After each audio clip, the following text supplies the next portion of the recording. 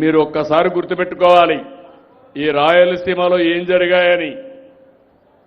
నేనే ముఖ్యమంత్రి ఆ రోజు 2019 ఎన్నికల కంటే ముందు నిద్ర లేచి టీవీలో ఒక వార్త వచ్చింది. ఆ వార్త పాపం వివేకానందరెడ్డి ఆత్మహత్య గుండెపోటుతో చచ్చిపోయాడని. నేను అది చూసిన తర్వాత నాకు అనిపించింది, రే పాపం వివాదాలు లేని వ్యక్తి చనిపోయాడని నేను కూడా అన్నాను. మధ్యాహ్నాలకు అది అందరూ అదే నమ్మారు. మా పోలీసుని మేనేజ్ చేశారు. ఇప్పుడే మా ఆర్డీఓ చెప్తున్నాడు అది కావాలని చేశారని చెప్తే, కాదు అది అసైన్మెంట్ భూమి అని ఆయన చెప్పే, అంటే డెప్త్కు పోయాడు లేదు నాకు తెలియదు. అదే మరిగా ఆ రోజు చెప్పారు. గుండెపోటుతో చనిపోయాడని నమ్మించారు. అక్కడుండే అధికారులు మేనేజ్ చేశారు. మేనేజ్ చేసి ఎంత దారుణంగా చంపారో మీరు చూశారు. ఆ రోజు సునీత ఆ అమ్మాయి అడిగింది, మీరు పోస్ట్ మార్టం చేయండి, నాకు అనుమానం ఉందంటే నేను పోస్ట్ మార్టంకి ఆర్డర్ చేశాను. పోస్ట్ మార్టానికి పోతే తలంతా కూడా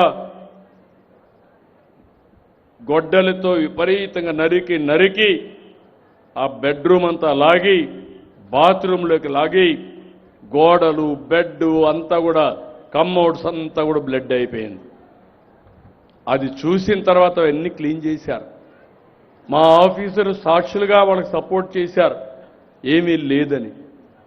సాయంత్రం వచ్చాడు, ఆ అమ్మాయినే మేనేజ్ చేశాడు.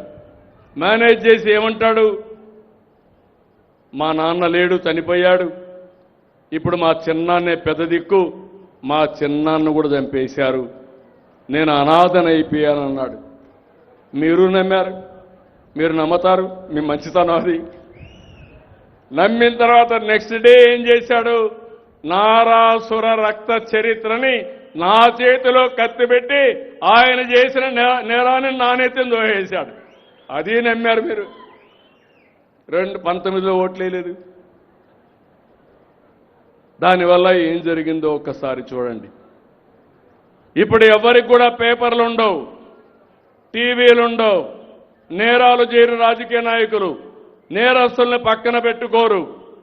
అలాంటిది మీరు చూస్తే నేరాలు ఘోరాలు చేస్తూ ఇప్పుడు ఆయన ఎవరినైతే మోసం చేశాడో సునీత లేటుగా తెలుసుకున్నది నాకు అన్యాయం జరిగిపోయిందని.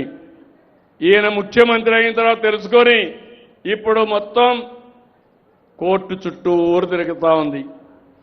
అంటే ఒక వ్యక్తి ఎంత క్రూరంగా ప్రవర్తిస్తారో ఇది ఒక ఉదాహరణ మాత్రం. హెచ్చరిక చేయడం నా బాధ్యత.